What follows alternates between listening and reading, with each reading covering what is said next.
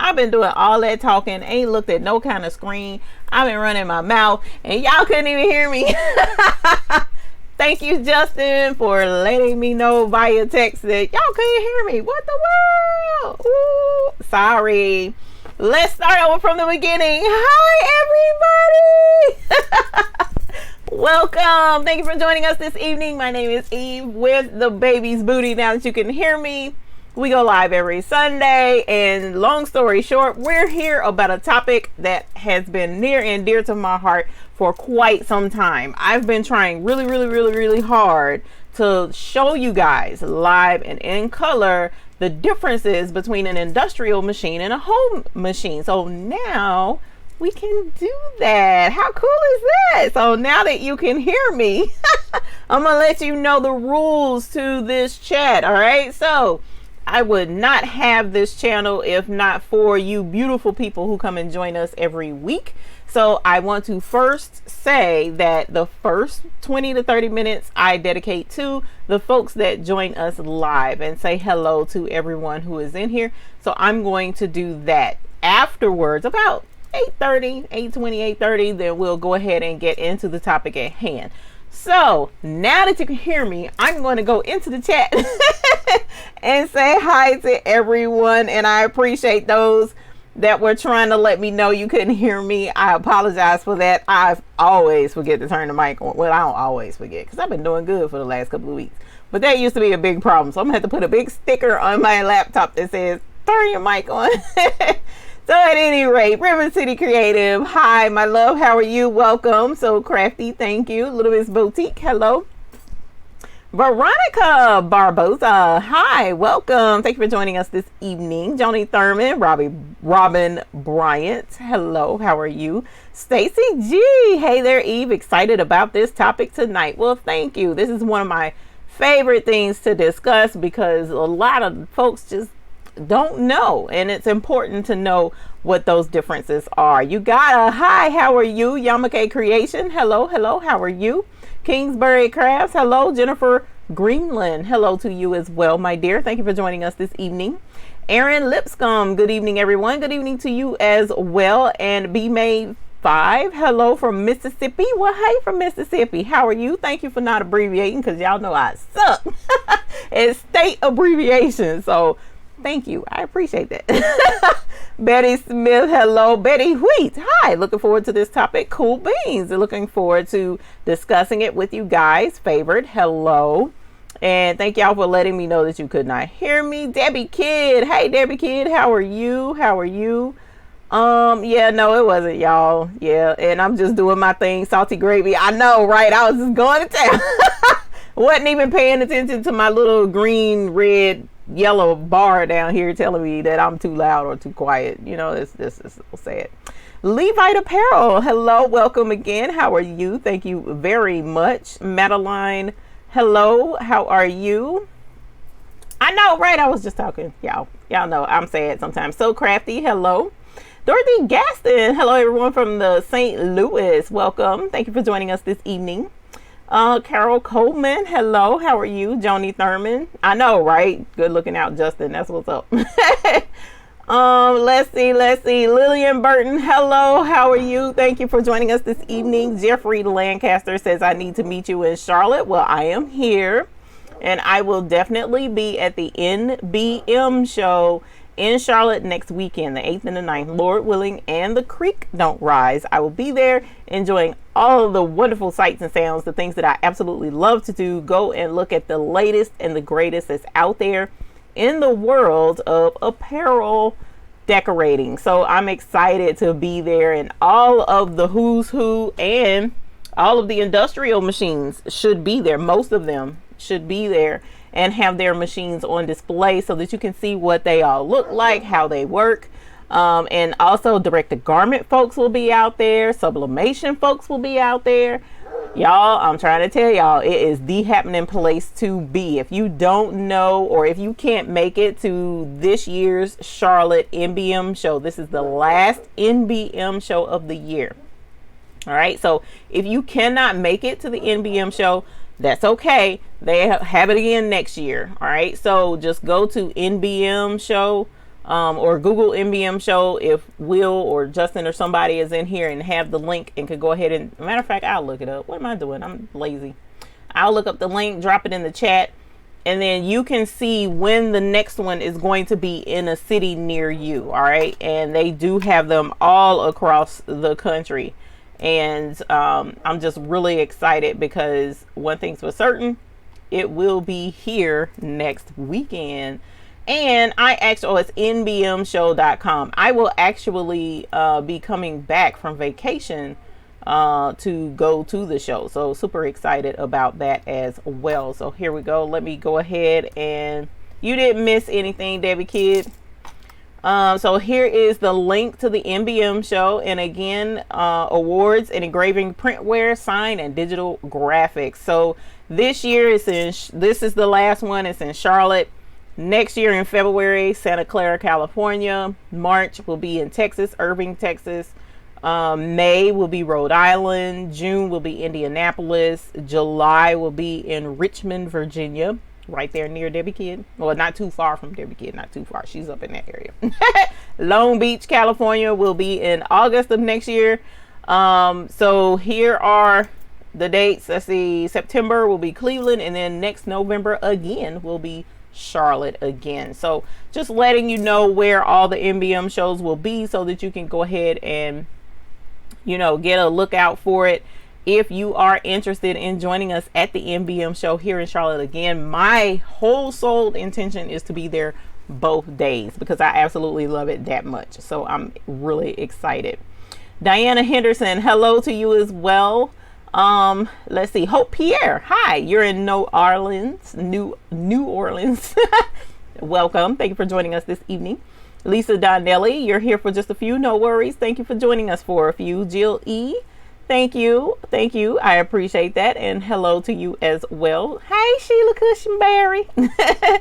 Sheila is here in the house. If you don't mind, she says, don't forget to hit the thumbs up, and that will be awesome if you could give a thumbs up on the video. Angie Hines, hi, how are you? Thank you very much. I appreciate that. Deborah Bemlinder, hello, how are you? How are you? Maria, hello, good to see you as well. Shonda Coleman, hello from Arkansas. Angela Llewellyn, hi, how are you? Welcome as always.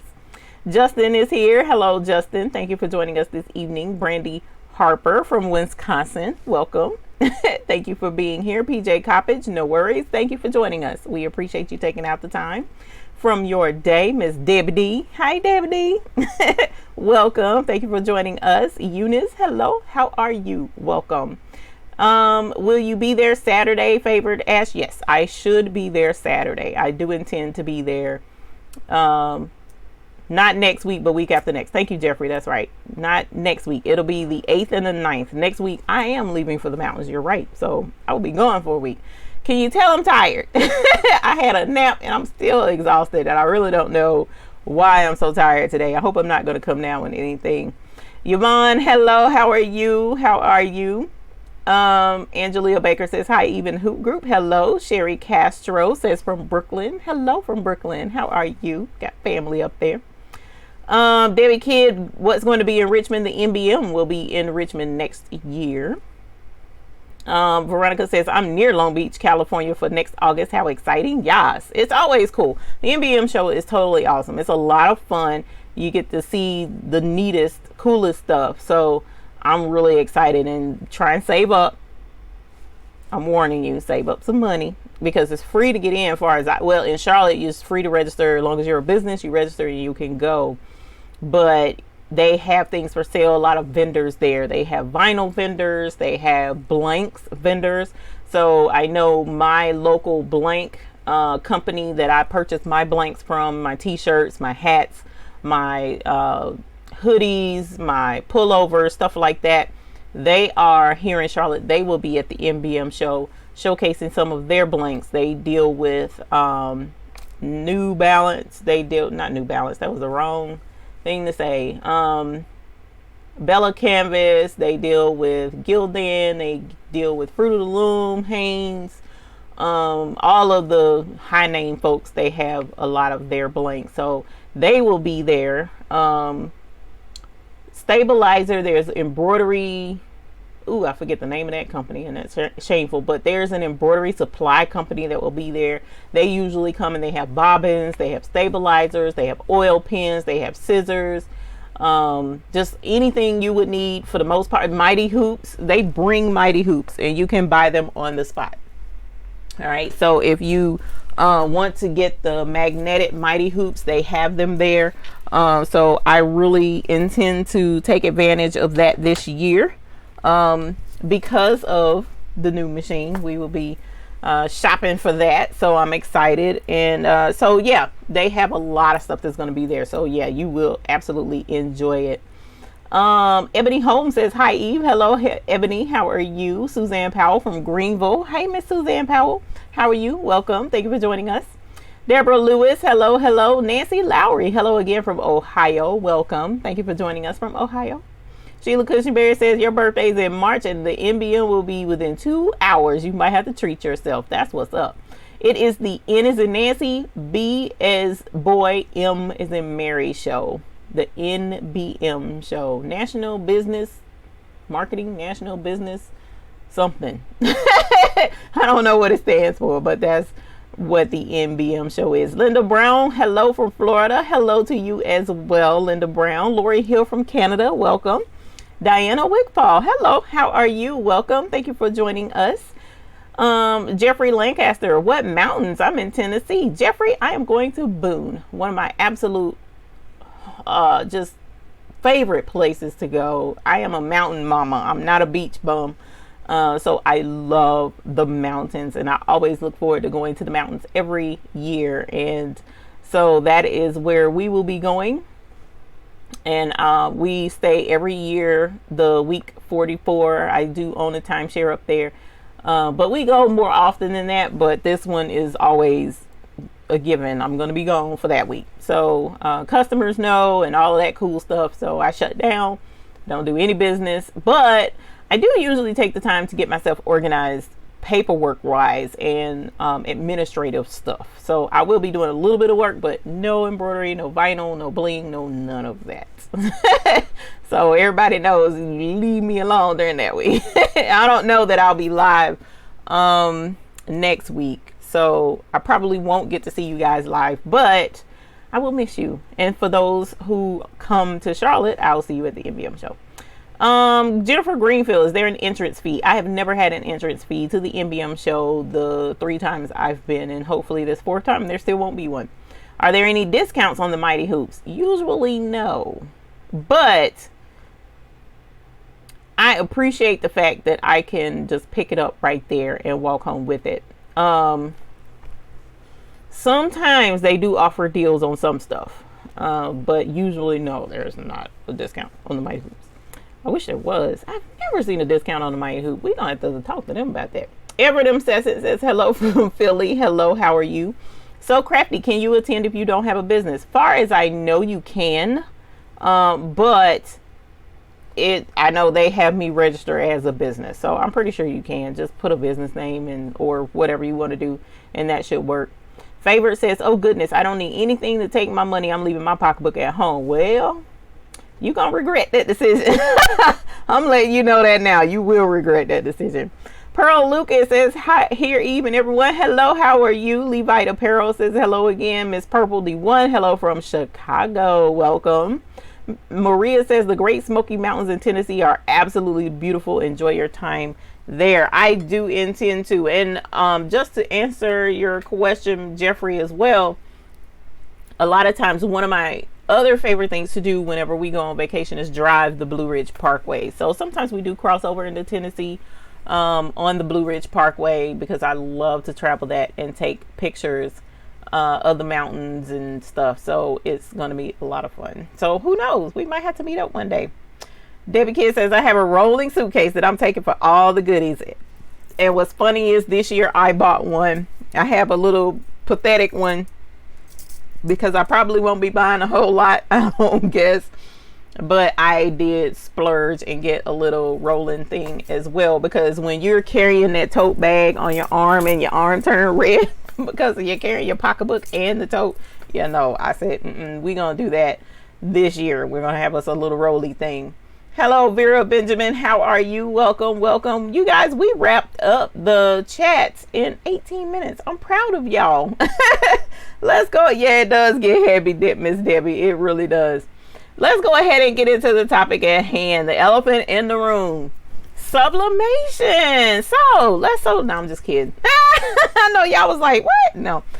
Ta-da! A new baby. And what do we do when we get new babies? We ring the bell. So we're going to ring the bell for our red line. Yay!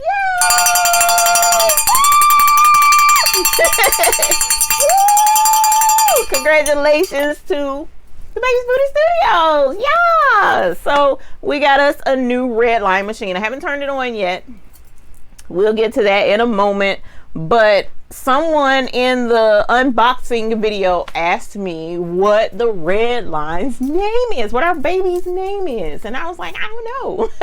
I was going to leave that up to you guys. I did get a really cool suggestion. Somebody said Rita the red line. I thought that was really cute. So you guys, if you got a cool name that you think would work, drop it in the comments below and we'll have to see about who thinks what name is the best. All right. So I'm super excited about 15 needles, y'all. Oh my God. So that begs the question. This is one of those things that a lot of folks ask, and they want to purchase a multi-needle when they're ready. Okay, so let's stop for a minute. Let's stop for 1 minute, and I'm going to have a statement, a warning statement or something to let you guys know. First and foremost, I am a firm believer, all right, firm believer in you utilize what you can when you can. All right, so if your budget will only allow for either the 4x4 home embroidery machine, or even if you're able to do the 5x7, of course that would be, in my opinion, the better option. If the small home machine is all you can swing right now, under $1,000, you have $600 or less to invest to start your business, go for it. Please don't take this as an indication that I think in order for you to have a business, you have to have this. That is not the case whatsoever. Okay, so let me start that out, because I know what it is to want to dream and have something bigger, and folks go into debt, you know, like heavy debt, where they really technically can't afford this, or they might have quit their job and bought this, and they're like, okay, or any of these thousands of dollar machines. Now I'm not talking about the little small stuff, but they quit their jobs thinking that the machine is going to make the business. No, you make the business. The business relies heavily upon you and your shoulders. But when it is time, when you've made the money, you've built up your business to this point, or you have enough in your savings to get to this point, or you come into some money to get to this point, yes, I would definitely say you really need to look at your options for expanding your business. All right, so that's what we're talking about tonight. We're not talking about those that are just starting and you have a small budget. All right, this conversation is for those who either are looking to start and they have the money to invest in it, or they've been in business for quite some time and they're ready to take that plunge and go to the next step. That's what this conversation is for. All right, so now going into that conversation, when you are looking to expand your business, you really need to be wise about where and how you invest your money. That only makes sense, right? You want your money to go farther. So in order to determine what route to take when making that investment, now you have an opportunity to see the differences between a home multi-needle machine and an industrial multi-needle machine. All right, so I've been saying for years and years, well, not years and years, I've only had Blessing for 2 years, but I have been saying for a very long time that if you're going to go into business, like a whole legit 300 piece order, 200 piece order, you know, on a regular basis, hats out the wazoo, the whole nine, Industrial is the way to go, not the home-based business, right? I mean, the home-based embroidery machine. So what makes the difference between home embroidery machine and industrial embroidery machine? All right, so that's the Rudy Rudy Rosie lovely Ruby. Let's think real hard. It has to go along with blessing because Eve is truly. Oh, thank you, Maria. I appreciate you saying that. Teresa, hey, how y'all doing? Glad to see you, Eve. I'm late, was on the phone. It's okay. It's okay. Thank you, Sheila Cushionberry. Jennifer Greenland says, I just named my new red car Ruby. Ruby the red line. So you guys, this is definitely a conversation that I've been dying to have with you all. So one of the first things that I will point out so that you will know off gate, when you go to invest in an industrial machine, it is understood by every industrial machine company. Now I'm talking about, there's quite a few of them. There's Tajima Embroidery is industrial. There's Barrel Dan. We've named them in other shows before. There's Tex-Mex, which is Happy. The Happy. There's Redline. There's Racoma. There's Westmeister. Where's Meister? She's right here. Blessing is right here. Favor. Oh, Favor is a cute name. All of those are industrial machines, right? Well, every industrial machine company that you go to, that you talk to, one of the things that they will do for you is show you how to repair your machine. All right. So some people are intimidated by that. They really are, but there's a reason behind why they do that. So the reason why they show you how to make minor repairs to your machine, like say for instance, if one of these these are the thread break sensors. If one of these breaks, or if I break a presser foot, one of these down here, anything on this level, they have replacement pieces already in my toolkit. And they will show you how to replace a lot of this stuff on this machine. Why would they do that? Why do they not say, okay, send the machine back? Or why do they not send somebody to your place to fix it? Well, the reason for that is because they know that you need to be back up and running as quickly as possible. All right. You're in a business. That's a business mindset. You don't need downtime. That's not what anybody needs. So the reason for that is most of the industrial machines, that's the biggest difference. One of the biggest differences is you will not have downtime for minor repairs. They are going to show you how to maintain and repair your embroidery machine. All right. So if something were to happen to Blessing, and Blessing, like I did something wrong and broke something or whatever, I'm going to pack her up and I'm going to take her. Fortunately, I can drive her to the repair shop where I purchased her, because the place I purchased her is a sales place and they repair, and they will have to fix her. If they can't get to her for a week, if they can't get to her for 2 weeks, or if the repair needs a piece that they're going to have to ship to their shop and then fix it, I'm down. That's lost money. That's lost business.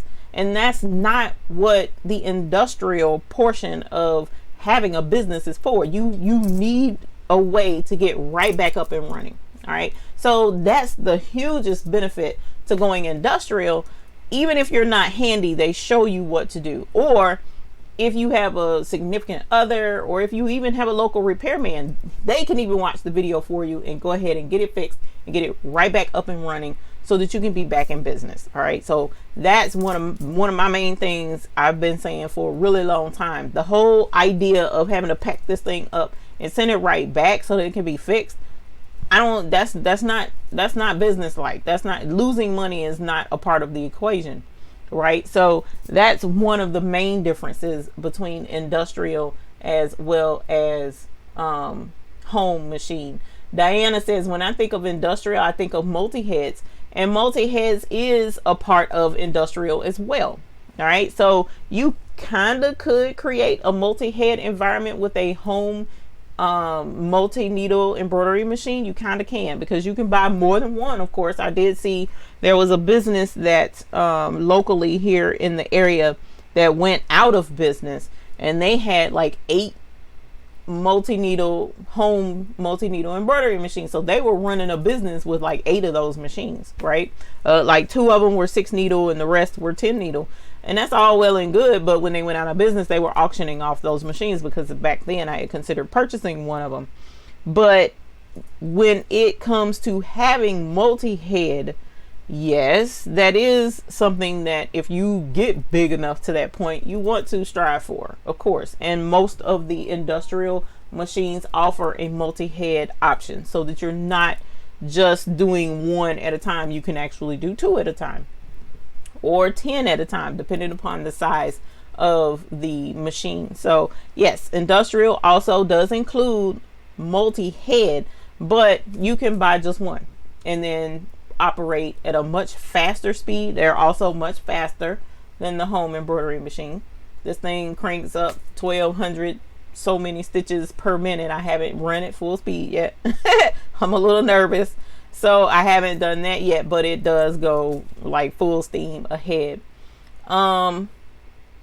Quinter Baby Design, you're right about keeping your full-time job. You may need a loan for your business. Make sure your credit is in order in case you need a small loan from the credit union, not the bank, or your small business administration in your city or town can also help with that. And most people think that leaving their job is the answer. Like, I don't want to work for the man, I want to work for myself. Okay, but you're working for yourself, but you're not working for you. You're working for your customer in most instances. So when you leave your job, you're working for the customer, and if the customer doesn't come, you're stuck with a payment on whatever you decide to purchase. So yes, it would be better if you had your regular income coming in for a little while till you build up business. Say for instance, do work on the weekends or something like that till you build it up to the point where you have regular business income, and then make that switch. But that's how that's a personal decision. I wouldn't recommend anybody, because of your benefits and stuff like that, leave a job immediately and just work for yourself. But there are a lot of folks who retire and want something extra to do, and they start a business that way. A lot of viewers of this channel are retired from their original job and they want to go into business separate. Hello, Anita Ware, how are you?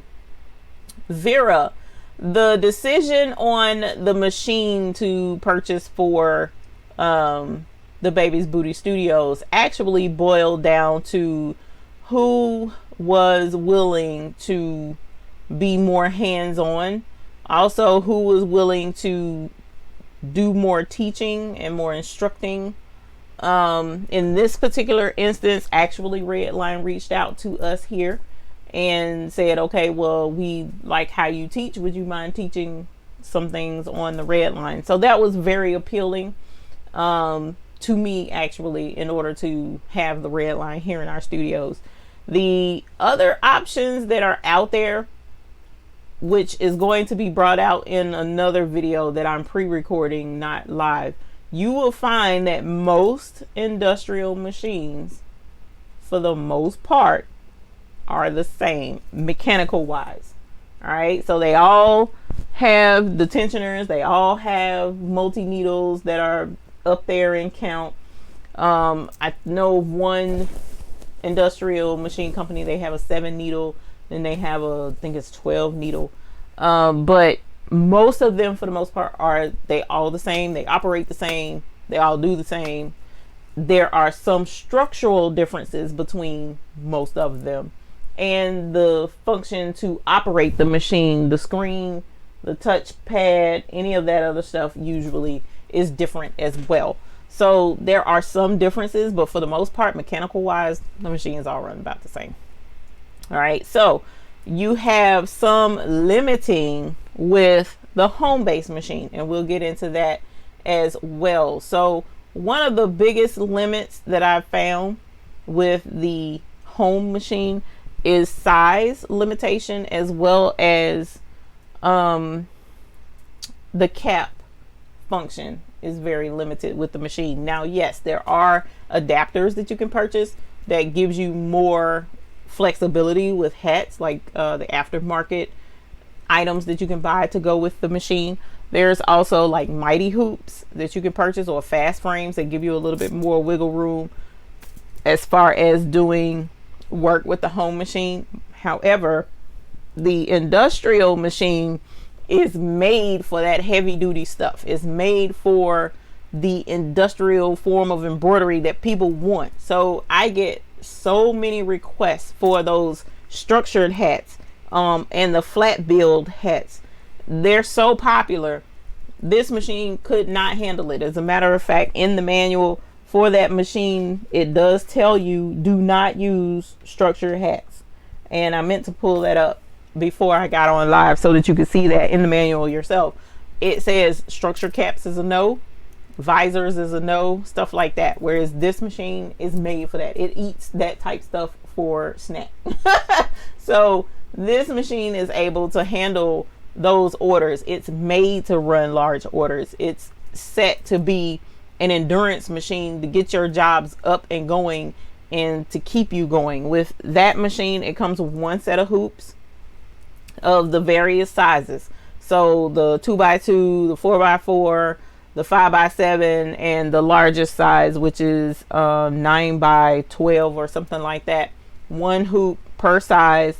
And I was able to upgrade and add fast frames to that particular machine. So the aftermarket added to that. Whereas with this machine, you get two sets of hoops. All right. So I have two of these 150 millimeter round hoops.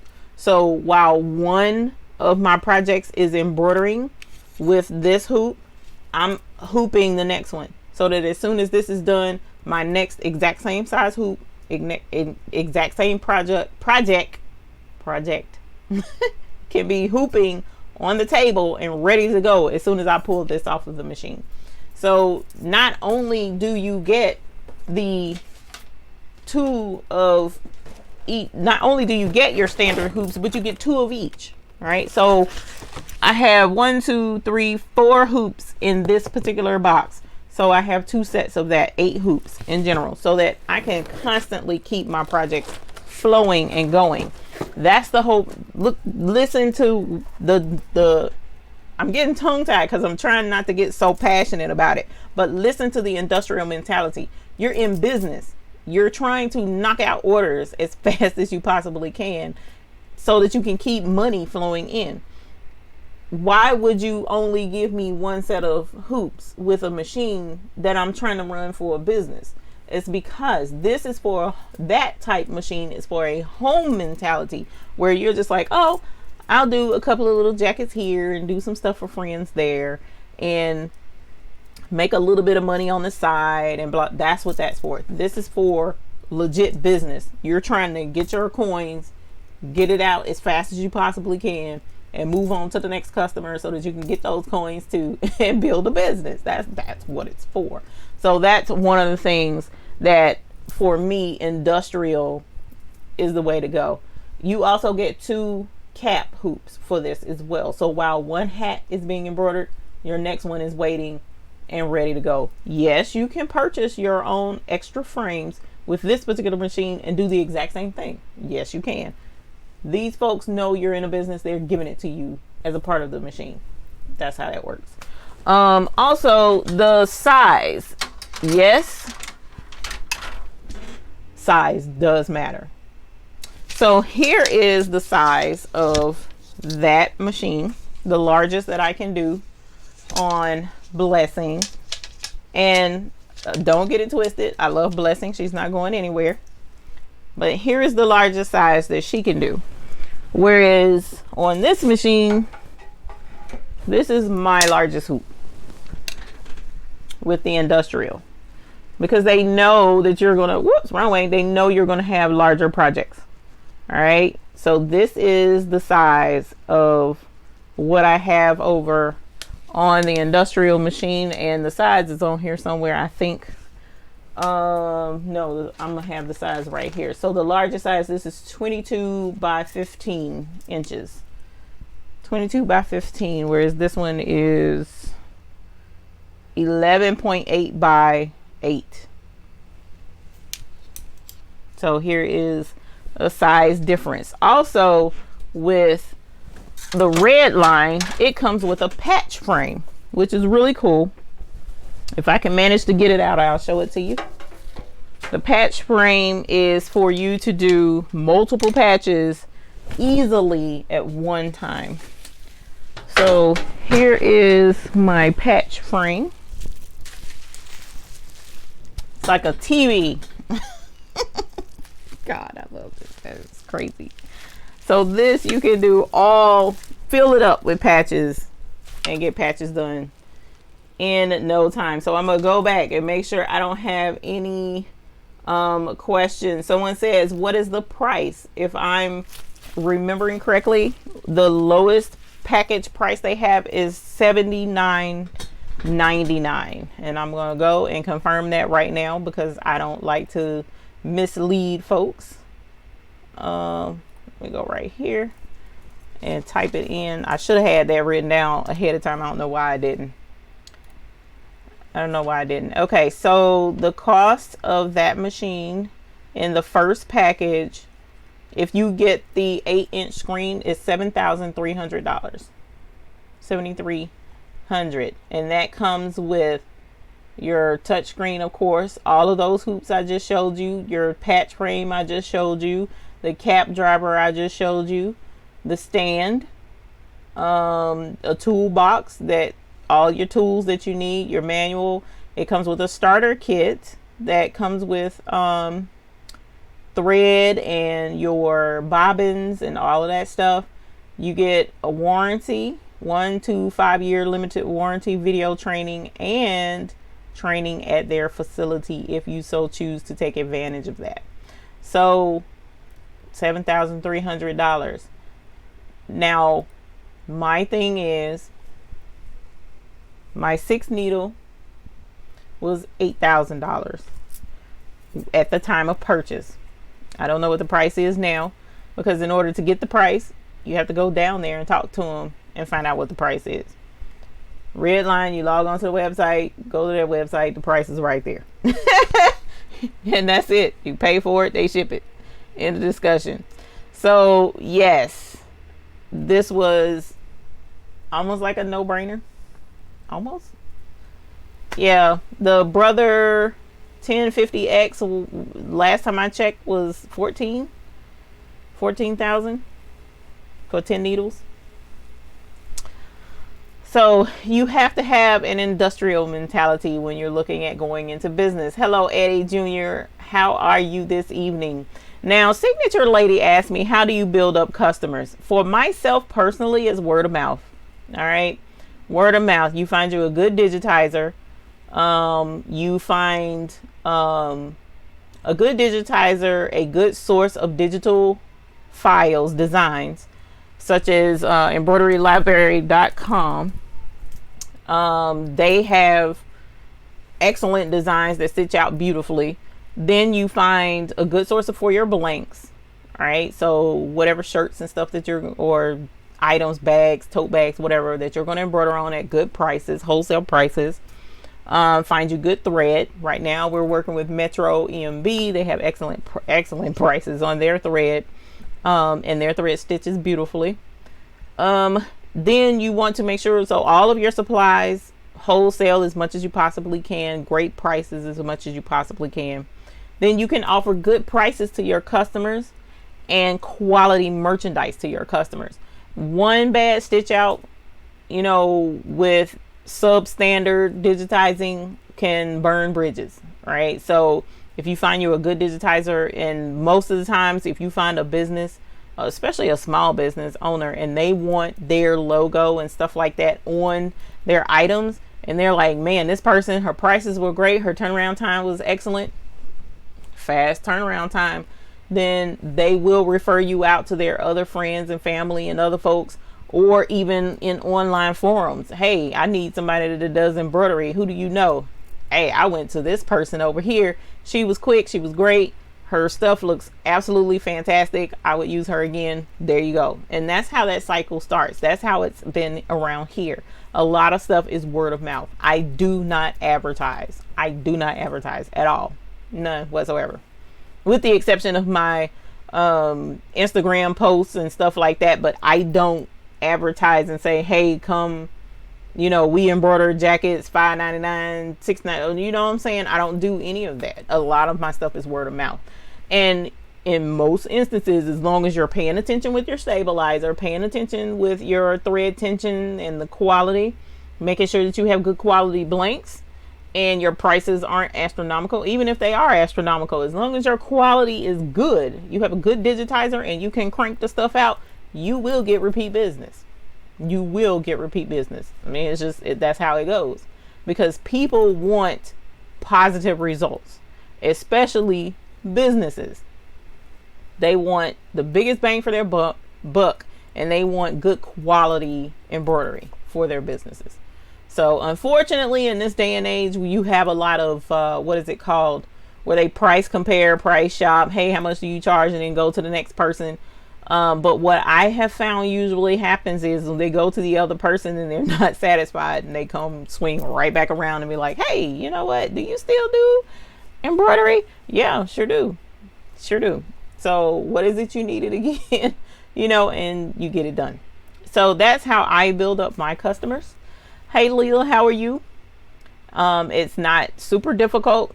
And also tag team with other folks in your area. So if you have an embroidery machine, this isn't a small fish to catch. It really isn't. $7,300 is not a small price tag to sniff at. But if you know of someone who does screen printing per se, they don't do embroidery, hey, do you ever have people call you and ask for embroidery? Yeah, we sure do. Can we refer people to you? You sure can. Here's my contact information. Here's my card. That's how I hooked up with another business.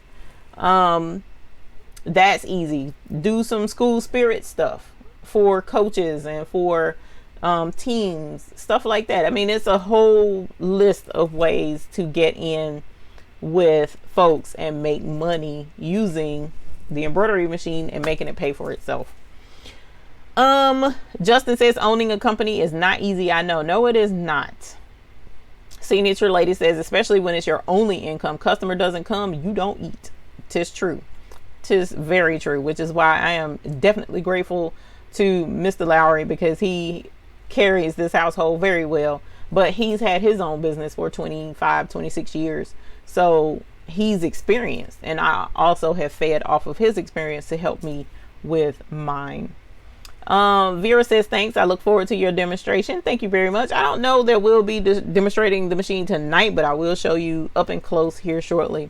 Maria Urban, hello. How are you? Welcome. Kimberly says, hello from Montana. This is my first live with Eve. Well, welcome. Thank you for joining us from Montana. Beautiful state up there. Zanab says, hi. So excited to announce I got my SE600. Can't wait to indulge and start making projects. Thanks to you and Candia for inspiring me to go ahead and buy. You desire. Big hug. You get the bell. SE600 in the house. You're going to be making all kinds of awesome stuff. Please be sure to join the Hoop group and post pictures of your projects. We would absolutely love to see what you create with your SE600. And I also want to let you guys know that just because we have big babies in the house, it doesn't mean that we're kicking the little 4x4s to the curb. All contrary to that. I was trying to say all contrary, but that didn't come out right. That's not going to happen. So we will be definitely doing videos in the 4x4 and 5x7 realm. Here shortly we'll start putting together a better video schedule so that we can get more videos out in the different topics that appeal to you. So embroidery is definitely high on that list, and now we'll be doing big embroidery and smaller embroidery. So please don't think that we're kicking that to the curb at all, because we are not. Let me see. Okay, answer that. Oh, what was 302? Zanap 302. I don't know what 302 was. What was that? Made by Q. Hey, watching your sublimation video. It's Kat. Hey, Kat, how you been? It's been a while. Good to see you. Good to see you. Thank you for watching the sublimation video. You've been doing a lot with sublimation, ma'am. Let's see. That's a great price compared. Yes, it definitely is. And no, they don't publish prices. They sure do not.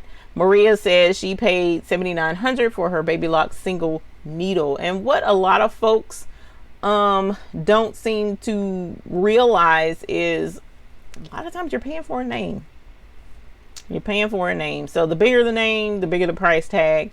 And don't, the other caveat is to know, yes, single needle has some perks too. They have a lot of extra, you know, cool things that you can do with the machine. But again, that's more tailored to the one-off, the 2, 3, 4, 5 type orders, where there's a lot of, you know, like for instance, who is going to mass produce Disney stuff for a family to wear to Disney? Nobody in their right mind, really, because Disney will come after you and find you and take everything you own down to your underwear. But when you get those types of machines, those machines are generally created for the smaller orders and the more decorative type stuff, just simple stuff. Whereas this is for processing customer orders. End of discussion. You got a design, I'm gonna put it on the machine, we're gonna stitch it out, you're gonna go on your way, and we're gonna call it a day. That's pretty much what that's for. So yes, you can go more personal with it. That's not ever a limitation.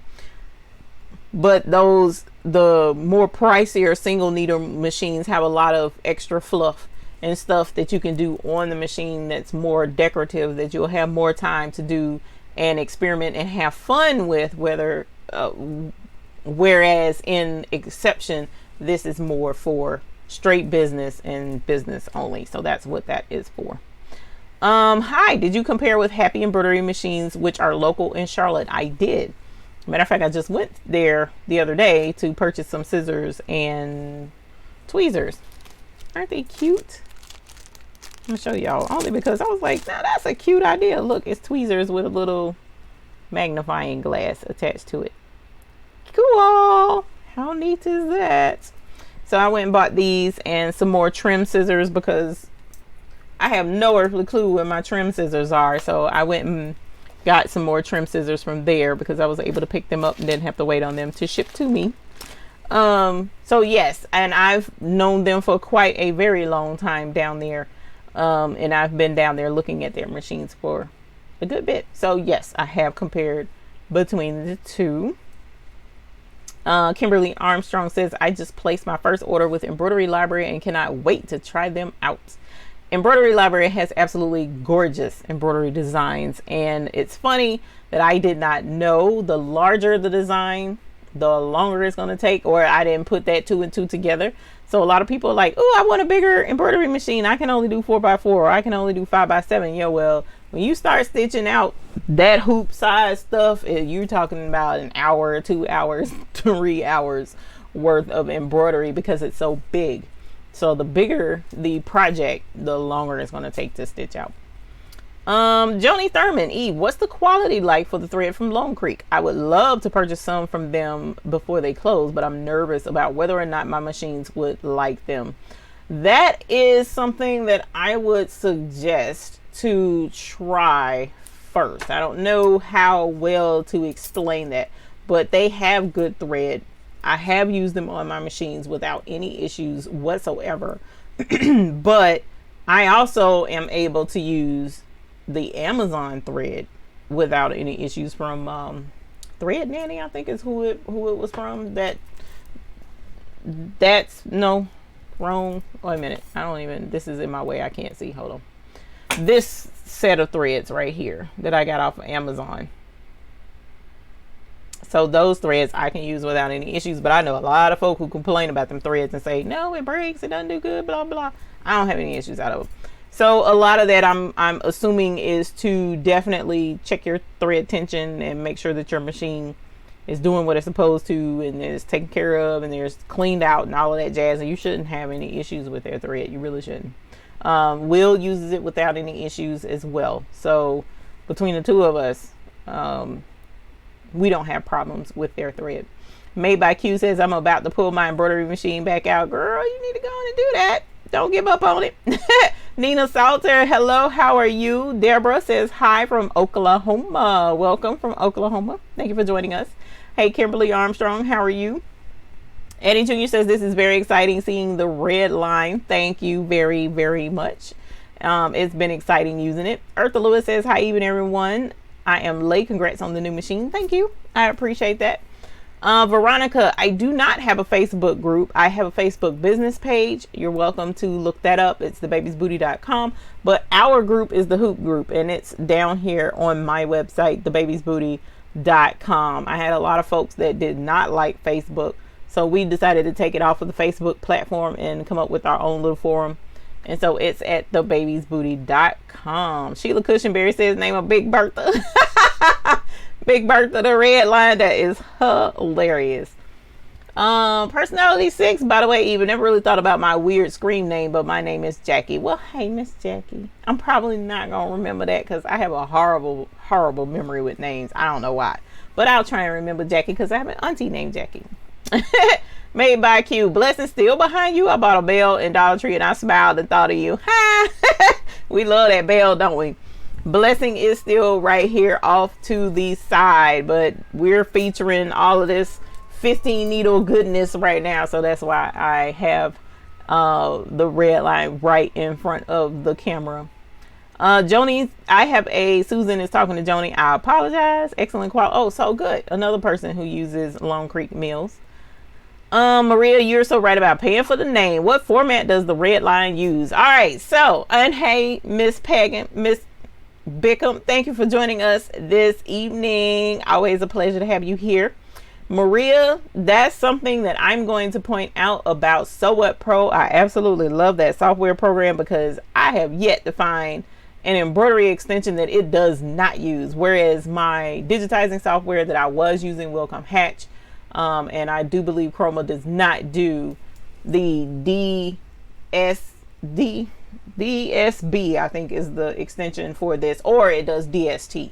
So I'm pretty sure it's DSB or DST. DSB is in boy, DST is in Tom, is what this machine uses. So I have to, if I wanted to use the extension DSB, whatever I do digitizing in Wilcom or in Chroma, I have to send it over to Sew It Pro, switch it over to DSB, then put it on that machine. So I love Sew It Pro for that. Let us see. So, oh, that's another thing. Somebody just asked about going to Long Creek Mills. If you come to the NBM show in Charlotte, I will tell you how to get to Long Creek Mills. So yes, hopefully you guys can come. Nancy Fowl says hello from Iowa. Hello, how are you? Embroidex, thank you, Jennifer. That is the one that I did order from Amazon.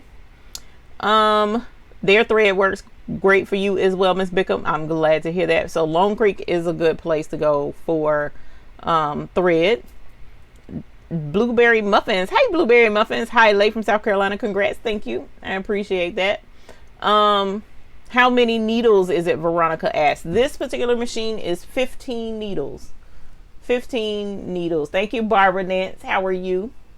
15 needles. So if you think you might run out of colors with an embroidery design, it was hilarious. Okay, so let's jump into first impressions. All right, as soon as I got it out of the box and started setting it up and went to thread it. Okay, so the cool thing about these folks is, let me make sure, let me see if, of course I don't. The cool thing about these folks is they actually took the time to thread the machine for me ahead of time. So I did not have to struggle with threading it from scratch. I'm saying from scratch, but you know that ain't the right terminology. All right, let me get the stand so I can set you guys right here up close and personal on this baby. All right, so they had it threaded already. So the only thing I had to do, they didn't have spools of thread on it, but they had the threads already threaded through the machine. And then the tails, a really long tail of threads coming down the backside of this machine. So the only thing I had to do was put the cones on there and then tie the big spool of thread. So what you do is you put a spool on, pull off some of the thread, take the tail, tie a knot in it, and pull it through the machine. to the needle, and then you don't pull the knot through the needle, you just cut it and then you thread the needle. So I already knew that once this machine came, I was going to select certain colors that are going to stay the same no matter what. All right, so usually what happens is I have one apron that I did for a customer, and it was like 23 different colors in that particular design. So when you're looking at a 23 color design, of course you go through the 15 needles. Then when it comes to color number 16, you stop the machine, and then you change out one of your colors to make your number 16, change out another color for 17, 18, 19, so on and so forth. But what I personally have decided to do, 1, 2, and 3, definitely 1 and 2 are going to stay the same. So number 1, I have the black thread. Number 2, I have the white thread. Number 3, I have red. Now I was going to say 1, 2, and 3, but there are different shades of red that I am known to use. So I may not keep this one set color, but 1, 2, and 3 for the most part are going to stay the same. The rest of the colors will change, and I'll change them out periodically. But if you have a design that is under 15 needles, well, you won't ever have to change a color with that particular design. So most of your hats, most of your logos, you know, are going to be 2 to 3 colors for the most part. So you don't ever have to worry about changing colors. You just put it on, set it, and forget it. And the thing with these machines is they're made to repeat over and over and over. So you're constantly just switching out your blinks to go ahead and get the job done. So looking forward to showing you guys how that works. I did start a video. I did my very first hoop based stitch out on the machine yesterday, and I filmed part of it, so hopefully I'll have that edited and uploaded to YouTube so that you guys can see that, because I definitely wanted y'all to see the very first legit stitch out on the machine. I did do a hat ahead of time, because what happens when they send the machine to you, the cap driver is already attached to the machine with a hat on it that they stitched out, so that you can see that the hat actually does stitch out and that it does work. It has the hat design on the machine preloaded, and that way you can replicate that if you needed to. So I did put a hat on there because there was already a hat there, and because hats are one of the more important things that customers come for, then I wanted to make sure I knew that off gate without having to take the hat attachment off. So yesterday I finally took the hat attachment off and put the hooping, or they call it tubular arms, on the machine so that I could go ahead and stitch something out. So let us crank her up and go into that, and as she warms up I'll let you know again. So as I started with the machine and was threading her, it was hilarious because I was like, oh my god, what colors do I put on here? You know, because it comes with 15 spools of thread already, so that you'll have a starting kit and it has the 15 colors. But I didn't want those colors per se. I was trying to think of colors that I use a lot, and I was running out of colors that I use a lot. I was like, wait a minute, I use orange, okay, but okay, so maybe green. You know, it was funny to me. I cracked up myself. And when I contacted her, I was like, I ran out of spools to put on there, and I don't know if they thought I was, you know, frustrated or whatever with it, but I wasn't. I am tickled pink about using the machine, and tickled pink about the different features of the machine. So really excited to get it up and going. So as you see, this is the design that I started yesterday. It is for a customer. Let me pull you in just a smidge closer. Hopefully I won't drop y'all. All right. So I did have a design already on here that I was working with. It's a color screen. This is the 8-inch screen on the embroidery machine. So it's touch screen. Everything about it is touch. You have your USB over here on the side, so you can take your designs from your computer and load it into the machine via USB. All right. Let me see if there are any questions while I'm standing here. I'm gonna use my phone to see if there are any questions. Go to where did you raise your thread stand up? It looks too low. I did.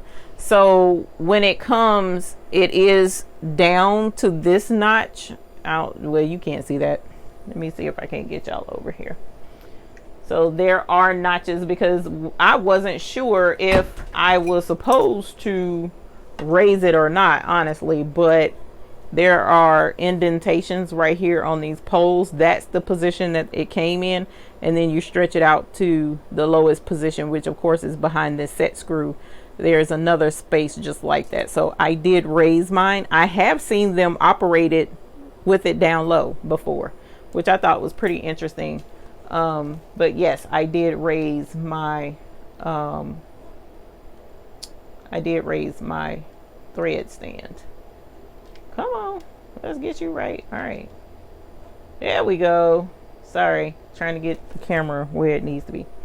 Going back to questions. I think you missed my question about threading the machine. I will go back to, I haven't looked at the questions as of yet. There we go. Okay, read that one. You got a red line. Way to go. Thank you, Candy. I appreciate that. Is the size of the hoops the main difference between the both machines? I asked that because you can only embroider one item at a time. No, that's not the main difference. You have more needles. It is able to handle more. All right. So again, one of the things that I have constantly complained about with my other machine, the 6 needle, is, and from what I understand, the 10 needle is the same way. I cannot do structured hats, and structured hats for some reason is like the most popular thing on the planet. I don't understand the appeal of it and why folks like it so much. And I was looking around to see if I had one in the shop to show you what I mean. But the structured caps and the flat bill caps you cannot do with the with that 6 needle, or from what I understand, the 10 needle either. Okay, no, I don't have any flat bills in here, but I am now able to do the flat bill caps and structured caps with ease with this machine. So that's another difference. Of course, the amount of needles, if I haven't said that already, yes, the size is a big difference. And the other difference is, of course, this is made to do large quantities of jobs over and over and over without breaking down and causing problems, whereas the other machines are made for home usage. It's not made for heavy duty usage, and therefore that's why they request that you bring it in every so many stitches. And so whereas with this one, you do your maintenance, you do your repairs to make sure that you stay up and running without any hesitations. So you're looking at size, you're looking at the amount of needles, you're looking at the capabilities of the machine, and you're looking at routine maintenance of the machine. Those are the major differences between industrial as well as the home-based embroidery machine.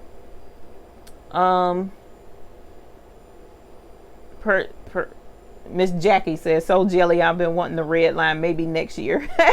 Who knows? We'll see about trying to get you guys a really good deal through Redline, maybe sooner than that. And then too, don't forget that a lot of folks have great deals come Black Friday. I'm gonna pull this back some so that you can see the needle area down here. And as you see, I already had some hats hooped, or those are actually bucket hats. I was working on bucket hats.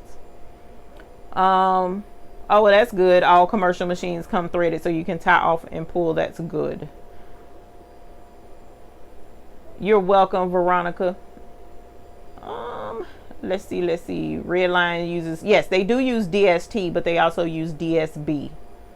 They use DSB files. You got it, says training seminar I just attended in Atlanta suggested rotating colors regularly. If you leave black and white the same all the time, your machine parts will wear more heavily on those needles 1 and 2. Oh, I can see how that makes sense, especially if you do a lot of black and white. So I will definitely keep that in mind. That makes a lot of sense. So thank you for that suggestion, you gotta, and from the training that you received. Barbara Nance says, not sure if I missed it. What did you name her? We haven't named anything yet. We haven't named her yet. We have a couple of suggestions and we'll go back to those more towards the end of the show. Candy, it only had 2 notches from what I saw, because when I pulled it up past the second notch, it came up out of the pole. So there's only 2 notches there. Maisha Waller, one of these old days I'll be able to get one. Congratulations. Thank you. Thank you. Salty Gravy, can you connect the machine directly to the computer for design transfers? There is a networking port on the back of the machine where you can network via Ethernet. So I was watching a video tonight from someone who connected via Ethernet. There also is this USB where there's a possibility that we can connect USB. I have not tried that yet. So there's also a wireless USB that you can purchase. It's kind of like a USB thumb drive, but it's wireless, where you can send designs through to the machine that way as well. And I was supposed to have been invested in that one, but I got lazy with the other machine and just connected with a regular printer type USB connection to that machine. But yes, that is something that you can network. Also recommended to use a $3 USB extension in the actual port of the machine. Yes, to save wear and tear from frequent insertion, removal of thumb drives. Data ports may be attached to expensive components. That is absolutely correct. I haven't gotten one yet, but yes, when you constantly in and out with the machine, that's why even with that one, I did not use the USB drive very frequently at all. And I hated being over there because that USB that they gave me with that machine was so long. I was constantly in fear of bumping it and breaking it. So with this one, they have that little short stubby one, which I absolutely love. But there's also a suggestion to hang or put a little extension here so that you're not constantly messing with this port. You'll be messing with the extension port, and that saves wear and tear on this USB, because USB ports do break. They can break, and you don't want to have to replace the whole blame screen because of the USB port. I always put the thread that will not be changed that often in the farthest places, and those that will be changed often in the easier to reach places.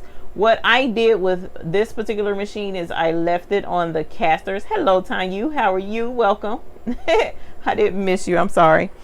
I left mine on the casters so that I can roll it fairly easily and move it around and get to stuff, because in here my space is a little limited with the 2 large machines now, and then my sublimation station that I'm looking to condense so that it'll make things a little bit easier and roomier in here. But I wanted it on casters so that I could reach it and thread from wherever, because that was sometimes a problem with the other machine because of where I had it situated and what I had around it. So now we've made some changes to make it easier for me. Maria says, does the machine come with designs preloaded? If not, does it use convert PES formats to DST format? Okay, so the machine did come with a couple of designs, not very many. It came preloaded with 3 designs. So the thought process with this is for you. You can put your designs on the machine. So you can load quite a few designs on here. I have not checked with them to see exactly how many, but you're looking at, what's that, 21 spaces are available on this machine to put your own designs on just this screen. And it has an area here where you can scroll up and down through your pages. So the whole thing with this is you upload your own designs. So no, it doesn't have like a lot of preloaded designs. It just has these. I know there's some lettering on here as well. I have yet to explore that function because I've had orders that I've been needing to get out, so I ain't had time to have fun like I want to, which is slightly frustrating. But you can put your own designs on here. If, as I mentioned, it does do DST format and DSB. DSB is the actual extension for the red line, but DST is a universal. So most embroidery machines use DST. But if you have designs already and they are in other formats, I understand there is a software program, I think Willcom TrueSizer or something like that, where it will convert your existing embroidery designs into whatever format you need. Or I use Sew It Pro. Sew It Pro changes my stuff into whatever I need it to be. So I don't care what format my designs come in. I can switch it over through Sew It Pro into the format that I need. I have been using DST and DSB with this machine. I prefer the DSB because, of course, DST being universal, it doesn't hold true to the colors. So when you bring a design over, the colors are all over the map because DST doesn't retain the color information that you choose. Whereas DSB, from what I've seen, I can keep the colors what I need them to be when I upload them to the machine. So you can use a software program to convert, whether it's the free one, I'm pretty sure it's Willcom, that's a free one where you can change it over, or you can use Sew It Pro. Candy says, who did you buy from? This came from Redline directly out of San Antonio. Regina Dickerson, hello, how are you? Thank you very much, I appreciate that. Veronica says, have you heard of Embroidery Anita's University 501? I'm wondering if it's a good seminar I can join next month here in California. I am not familiar with that. I apologize, and I haven't heard of it before. You're welcome, Salty Gravy. Yamake says, for her name, you should consult your husband and your son because they participated to her birth with the unboxing. I don't know that they care, but I will check with them and see what they say. I'm sure they'll be tickled that someone suggested that. Forever Blessed, hello, how are you? Thank you very much. I appreciate that. Maria says, I'm so glad that you suggested using a USB extension to save from damaging the USB component on my machine. Thank you so much. And that was a suggestion from Yugata. So yes, thank you, Yugata, for that suggestion. And like I mentioned with mine over there, it's connected directly via USB. I have the stick in there too, but I have it connected so that I don't have to take it in and out. Donna Webster, thank you very much. Will your fast frame work on that machine, or did you have to purchase a different type?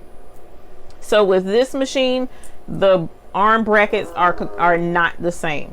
So the cool thing about fast frames is I can purchase the arm attachment from Fast Frames. I think it's $150 or something like that. That will fit this machine, and then my window frames will work with the other arm attachment that goes with this machine. So then I can use the frames interchangeably. So that's the other cool thing that I'm looking forward to. Actually, that's not what I meant to say. What I was going to say is actually that's the one thing that's taking some getting used to. Sorry, that's what I meant to say. What's difficult is I'm used to my fast frames when it's time to do jobs, and I don't have fast frames for this yet. I'm used to my mighty hoop and being able to use my mighty hoop for the larger things without having to hoop something, and I don't have my mighty hoops for this yet. So the cool thing is, if I still wanted to use my existing fast frames, as I mentioned, all I have to do is buy the arm. If I want to use my existing mighty hoop, all I have to do is buy the brackets that fit this, because the mighty hoop brackets come off the side, and then I can switch and use them with this machine, and I don't have to buy a whole new set of mighty hoops. Now, if I needed some backup hoops for that machine or this machine, or to be able to hoop something in the background while this one is stitching with the first thing, yes, again, just like with that machine, I can buy a second set of hoops to go with that, with this machine or that machine, and have the brackets so that I can switch them out. So that's a really cool feature that is going to take some getting used to, because I'm having to build up my frames to go with this particular machine, and I'm excited about it because that means I get to go shopping. Yay! I get to shop a little bit. So at the NBM show, I will be browsing the mighty hoops to try and make sure that I have what I need to fit this machine And then that way, once I start processing orders with the big baby, then I will have what I need to get the job done. Now I can use my hoops that came with the machine. So far that's what I've been using. Like I mentioned, I use the round, I'm pretty sure that was 180 size hoop to do a front jacket vest, which is right here. So I did hoop it, and I was able to do this logo, which actually turned out really good, with one small exception. I had a boo-boo that happened, but I tried to go back and fix it on that middle letter A. It double stitched because I had to go back and try it again. But other than that, it stitched out beautifully. I absolutely love it. So it was interesting trying to get it to go in the round. I've never, like Miss Bickham knows, I've never used the round hoop before, so that was new. That was new, Mom. Oh my God.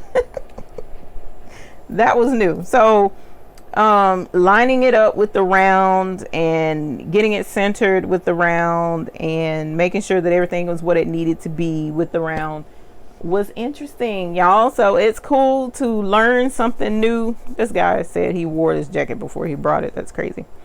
But it's interesting to learn new things and to experience new and learning, just like I did with that one. That was a learning curve, trying to figure out how to do more needles instead of just one needle on the smaller machine, how to be able to do bigger projects and bigger jobs with that machine, being introduced to the cap driver with that machine. But the experience that I had with Blessing did translate over to the red line, and I was able to say, okay, I already know how to hoop a hat, so this is pretty cool. I don't have to relearn that, or I already know how to attach, you know, arms and stuff to the machine, so that wasn't that big of a deal. I already know, well, I knew how to thread a machine and pull things through. Threading this is going to be a big difference, so at some point I will have to learn how to thread it without referring to a manual. So, but threading the machine shouldn't be that big of a deal because it's still simply going through guides and going around wheels, the exact same thing I would do over there. So the only thing I'm learning more than anything, of course, is converting to a round hoop system, which has been interesting. But it's I was trained somewhat on some cool points with the round hoops by Miss Bickham, who is very experienced with round hoops, by the way. And then learning the different interface, because it is a different machine. It's not the same manufacturer. So learning this, and once I got into it, it really wasn't that difficult at all, actually. So this has been a learning process. But at the end of the day, my goal business wise is to be able to crank out my work as fast as possible, as simply as possible, and if anything happens, less downtime as possible. And that's what the industrial, this is what the face of industrial looks like when you go to make a purchase. And the cost, actually, someone asked about the biggest differences. The cost, what all you're getting for your money versus what all you're getting for your money with the home machine. That actually, in my opinion, is the biggest difference out of all of them, because you're looking at 15 needles for the same price as 6 needles. I mean, if you just really listen to me saying that, 15 needles for the same price as 6 needles. I mean, I'm just saying. So it's a lot to think about. But when you are investing in a machine for investment purposes, you definitely want to make a wise choice with your money and get the most out of your money for your business. That's just definitely something you want to do. Maisha Waller, thank you very much for your super chat. I appreciate that very much. Always, we appreciate supporters of this channel. And my husband just sent me a message, so I'm gonna have to message him right back to let him know that I am doing great over here, because there's some craziness going on outside of the studio in the area. So I'm gonna have a sit down really quick and bring you guys down to where I am to answer any other questions you may have, and hopefully, oops, nope, I want you to go this way, and hopefully we can get more stuff. Hey, Charlotte Villa, how are you? Whoops. Remember, my SWF is on casters, but once I put the thread on, I don't have to move it, but rarely cleaning and such, but I set my happy up the same way. I don't remember it being on casters. Maria, is it very noisy? I was tripping off of the fact that, of course, you're going to have some noise. So here's another difference between that machine versus this one. So being that this one is industrial, oil constantly flows through this particular machine. So there's areas where it has to be oiled on the regular. No ifs, ands, or buts about it. And to make sure that it runs efficiently in a way it's supposed to when you turn it on, I don't know if you can hear it now, but there's a machine sound. So like you can hear that the machine is on. It's like a white noise type that you can hear on a regular basis. It's not loud, it's not intrusive, it's not irritating, but you can hear that the machine is on. Whereas with that machine, when it's on, you don't hear anything at all. So there's no noise coming from that machine. But when it's running and it's embroidering, this machine is hands down quieter than that one. So this one, even with, you know, the higher speed and whatnot, the actual stitching and stitching out of stuff is significantly quieter than the other machine. Let's see. There was a question I just saw. Where am I at? Oh, that's why I can't find it. Okay.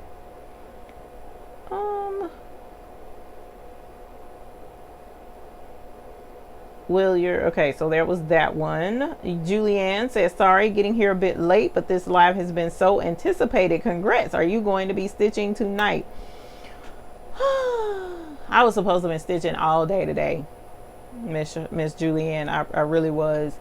I have a job, as I showed that one jacket. I have 4 or 5 more jackets that I need to be doing tonight, and I'm not. So I will be stitching most likely all day tomorrow. But no, I don't think I'll be stitching, unless you were asking, am I going to be stitching to show y'all me stitching? And then, yeah, we can throw something on the machine and stitch it out. That's not an issue. We can definitely do that. Hello, Charlotte Villa. How are you? That's where I was. Davita. Hi, even everyone from Capitol Heights, Maryland. Welcome. Thank you for joining us this evening. Bickham says, oh, you'll get to love it. I know. I mean, and I do love it so far. Everything that I've done on here has been fantastic. Even learning curves have been like, there was only one point, Justin was here, where I felt like a little bit stressed, but a lot of that had to do with the fact that it was getting late and I had a headache, or was getting a headache, and it was just like, okay, I just can't right now. But learning it has been fantastic, because what I decided to do was learn the machine myself. I didn't want to watch videos like a boo-boo head. I did not want to watch the videos. I wanted to make mistakes. I wanted to get it wrong. I wanted to go through all of those steps and figure it out, because in my opinion, I would learn better. And what it did do was it showed me that I'm not as good at doing that as I thought I was. And when I did finally take the time to say, let me watch the darn training videos that they got online on their YouTube page, it was like, duh, that makes all the sense in the world. Okay, now I understand. Now I get it. So now everything clicks. I know how to load my designs like I want to. I know how to do the stuff that I need to do with the designs. I'm looking forward to doing the videos on the designs, because we will be doing videos showing how to use the machine and go through the processes with the machine, how to just do all your basic embroidery things with the machine. So I'm looking forward to all of that. And it's definitely shaping up to be already a wild ride. So I'm excited, really excited to break out that patch frame. And I've been holding off on doing that, but that's one of the things I'm looking forward to for sure. Miss Tori, thank you very much. And yes, we did enjoy ringing the bell for this baby. Candy says, it really helped me to draw X and Y lines directly on my green round hoops to center it fast. And actually, Candy, I am looking to create templates for those hoops. I've already started the process, and once I get them done, then I will have templates, just like templates that came with the smaller machines that you can lay in the hoop and be able to line up your designs and stuff. So that is definitely one of the things that I will be doing to make my life easier. Julianne says, how about the maintenance and oiling all augers and parts? Is it a huge task as it appears to be? This is the thing.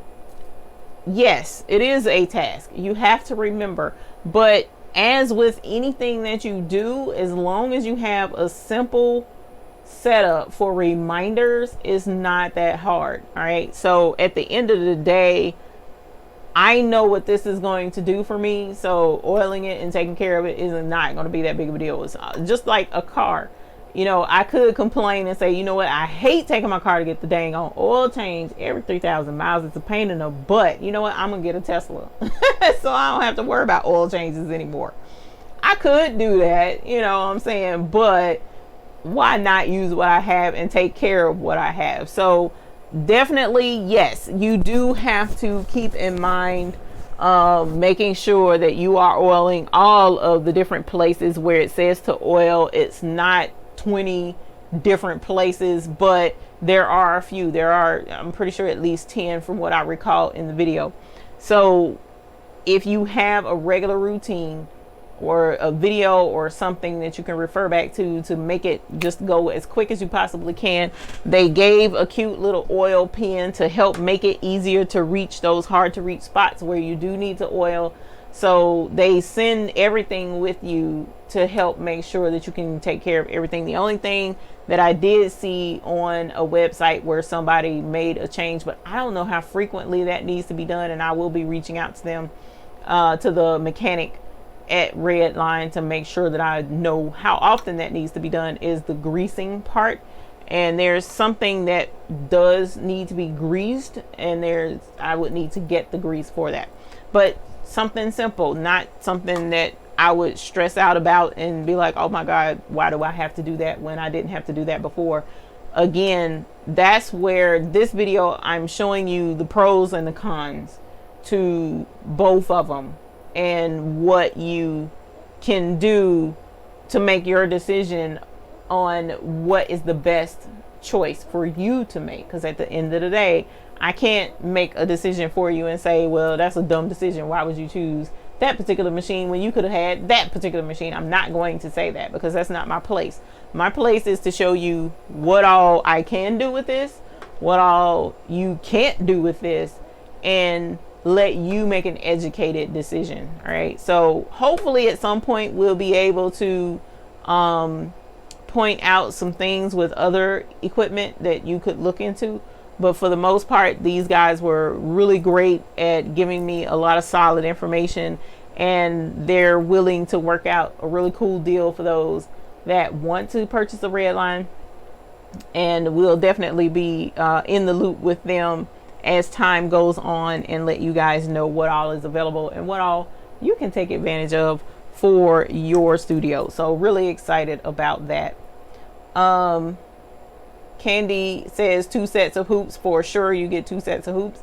Aaron, are you going to run a sample? Well, I guess I should, because that's the second question about it. So we'll see about doing that. Some machines will not sew correctly or at all if the thread sensor isn't threaded to their specifications. Example, 2 full wraps or 1.5 wraps on it.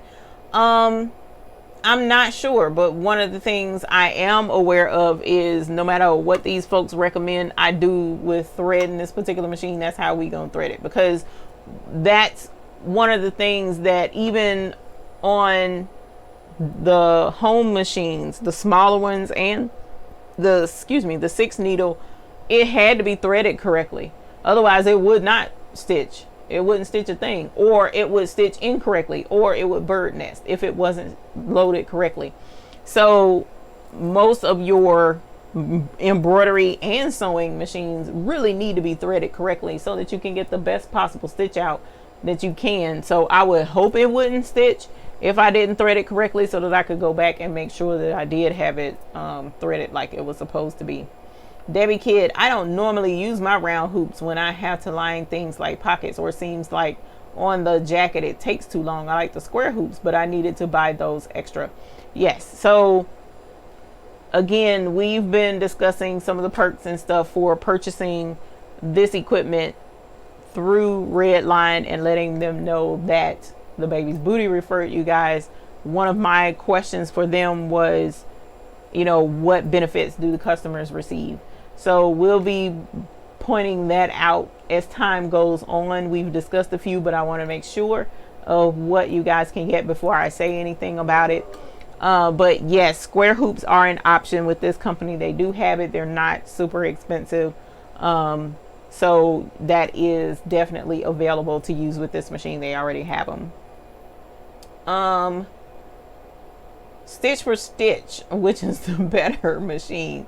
Again, Stacy G, Stitch for Stitch is a stretch. And the reason why I say that is because as long as your equipment is maintained properly, your item is hooped correctly with the proper stabilizer, and your design is digitized properly, your stitch out should be good no matter what machine you use. However, everything that I've stitched out on here so far has been good, unless there was a user error. Like I said, that one area with the A, I did something wrong and didn't go back to where I was. As a matter of fact, I took the hoop off the machine and then put it back, and just I messed that all the way up. That was what I did. But so far everything has stitched out great. Even my dad, let me see if I can find the picture of it. My dad, I made a hat for him. That was the very first thing that I did on the machine, was I made my dad a hat. And the stitch out on it, there was an outline around the stitch out, and that thing turned out absolutely gorgeous, with the, again, with the exception of one area of stitching. And it's because I made the mistake and didn't do what I was supposed to on this stitch out. Okay, so around that O in this lower area, I had started stitching on the machine ahead of time, and there's a video on Instagram.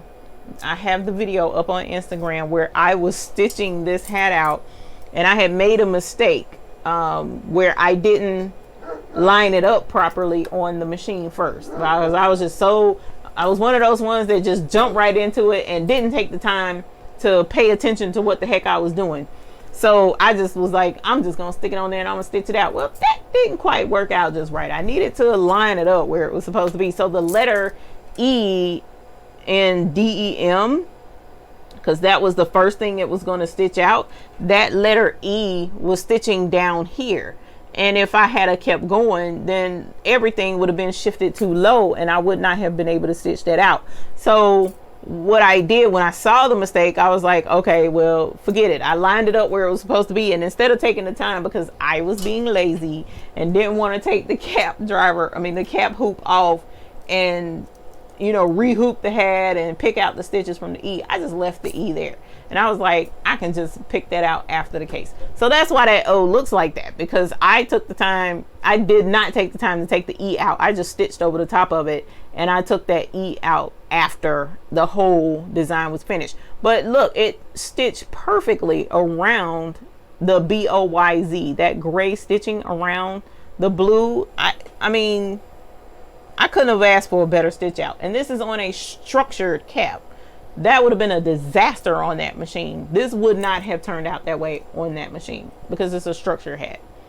This turned out absolutely gorgeous. I was floored and was like, okay, this is it. So I will be definitely stitching things on here. Not saying I won't stitch on mine, but I'm really excited to be able to do all the projects that I couldn't do on that machine over here. So the stitch out has been gorgeous so far.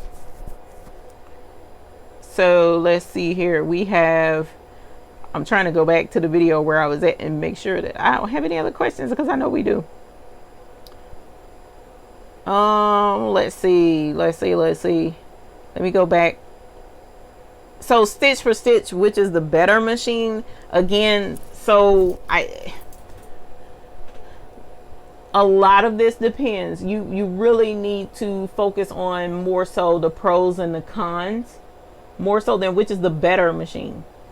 I can say that this is the better machine, but it may not be the better machine for you. All right. So in my personal opinion on stitching with this and the things that I can do with this that I can't do with that, the area that I can do this with, the efficiency of this particular machine, this is the better machine. It's an industrial machine and it's made for business, and that's what we're trying to have here, is a business. In my opinion, this is the better choice. But as far as stitching stuff, and if I just want to get embroidery done, you can go with either machine. You really can. But the price that I'm paying for this versus the price for that, this is the better machine. If you really think about it, price comparison, efficiency, integrity, and maintenance, keeping a low downtime, this would be your better option. It's an industrial machine.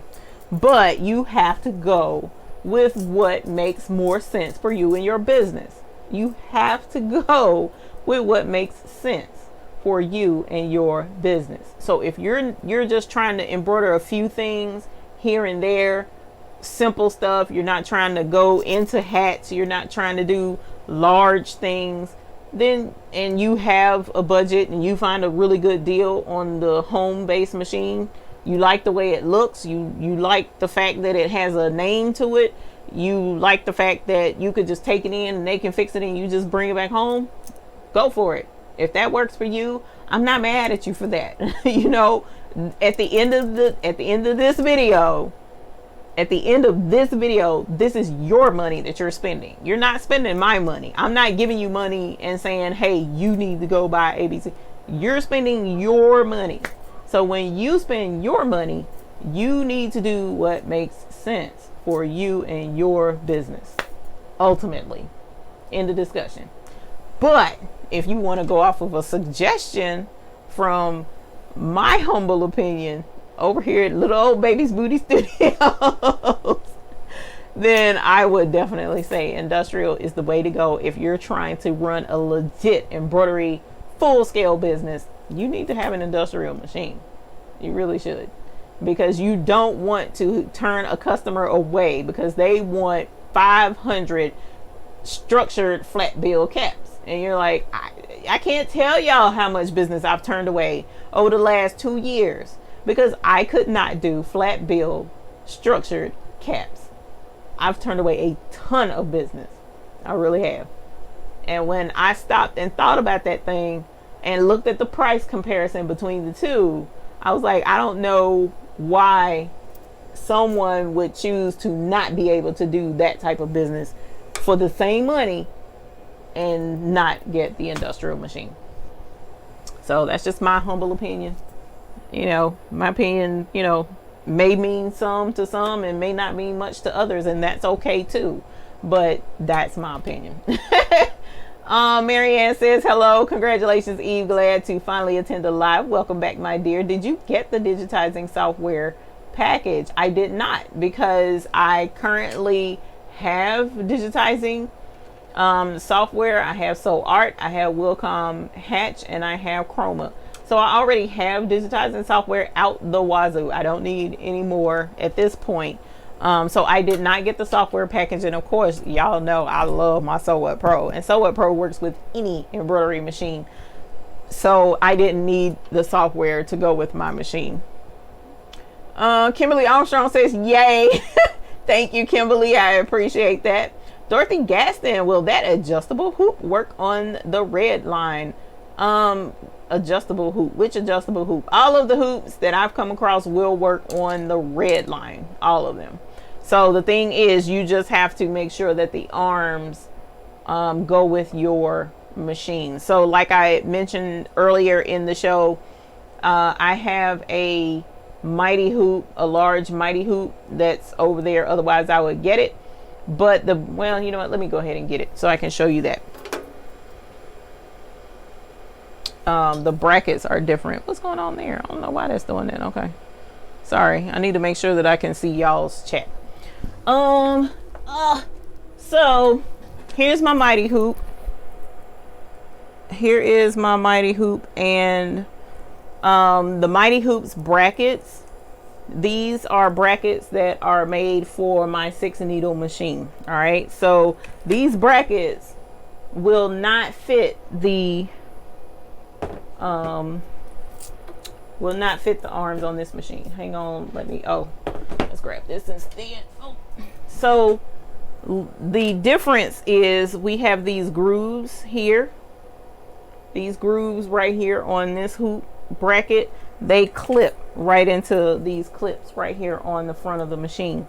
So this bracket doesn't have that. They have a clip down here and a clip up here, but I need two spaces down here for my bracket on this machine to clip into. So the cool thing is, this is the mighty hoop and they have screws on them. So all I have to do is order the right brackets for this machine.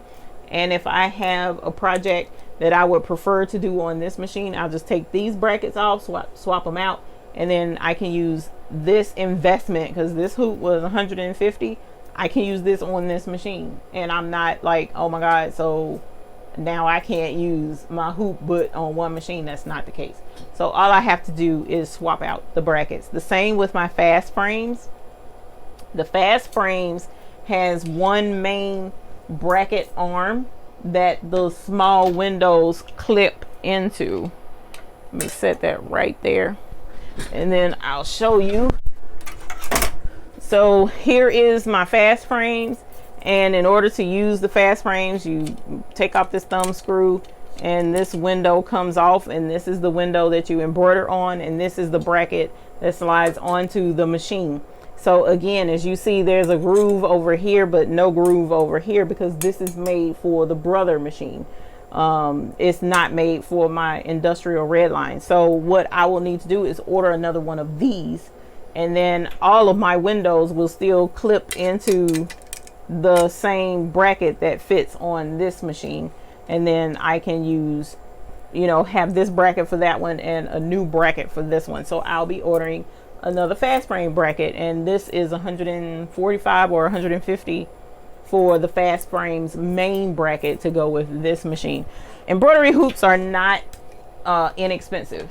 They are not inexpensive at all. So it is an investment, because your machine is an investment, and you definitely want to make sure that whatever you invest your money in, it's going to work for you for the long haul. So definitely we'll be looking at getting some new brackets and some new mighty hoops to play with this particular machine. So I'm super excited about that.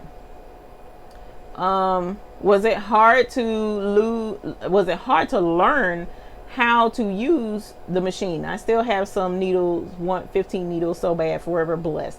It was not hard to learn. It really wasn't, mainly because I had experience with multi-needle with the home machine. Again, the main thing was learning the interface, and once you get to messing around in it and watching the videos that go along with it, it goes like clockwork, and then you're fine getting in there, getting your designs loaded, adjusting where you want the design. That's the other cool thing about this particular machine that you can't particularly do over there with the home machine. I can tell this to, I can have the hat hoop on here, I can have this small round hoop on here, and I can tell it we don't even have a hoop on the machine, but you embroider anyway, because it gives you the full expanse embroidery area of this machine if you want it to. And I think that's really cool, because sometimes with the hats you have limitations, but you can take that limitation away with this machine, which I think is really neat. It can be a bad thing too, because if you stitch the wrong thing, you can break it. Break a needle, break a presser foot, you know, anything. But for the most part, it's really neat that you can expand your boundaries. You can set your own boundaries and do what you need to do. Whereas with that one, it's certain things that you have to do in order to override that machine and do the sizes that you want on whatever you want. Maria, there's nothing like watching YouTube for learning something we need to know. Thank you for all you do. Don't forget to check the like button, everyone. Thank you very much, Maria. Candy says, once a year, greasing SIGs and arms. Christian at Redline is awesome at teaching you. Yeah, Redline so far, everyone has been absolutely awesome.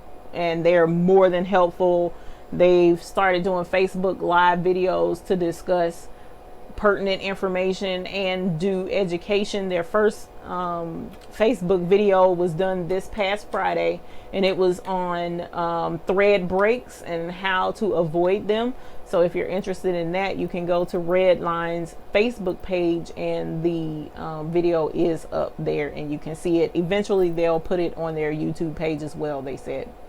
You got it, says 3 minutes of maintenance every day. You use it is what the trainer said this weekend. Keeping bobbin area lubed and dust free is the first defense against poor sewing issues with his 26 years of, oh, you said cogs. Okay, my bad. I said SIGs, but I was like, SIGs, okay, whatever. It's something I don't know nothing about.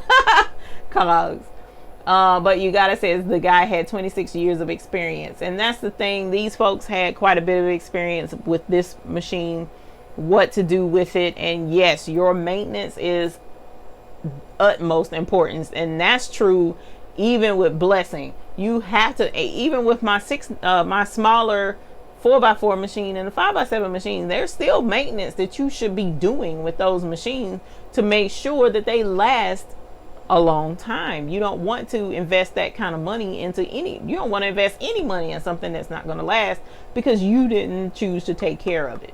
All right, so it's really important to make sure that your maintenance is kept up to date with all of your equipment, and this is no exception. Actually, this is, you know, even more so important because you don't want downtime with this machine. What I'm saying is to note if your sensor has 1.5 or 2 full reps around your sensor, so you'll know. Yes, ma'am, for sure. We'll definitely make sure of that. You gotta, even I clean my single needle machine after every use to keep it lint free, for sure. Shamina Stewart, hello even everyone on late. Congratulations on your new baby, and congratulations to me on my new baby. The Workforce 7720 just took it out of the box 4 days ago. Haven't named him her yet. Let me get our bell because we definitely need to ring the bell for your new Sublimation.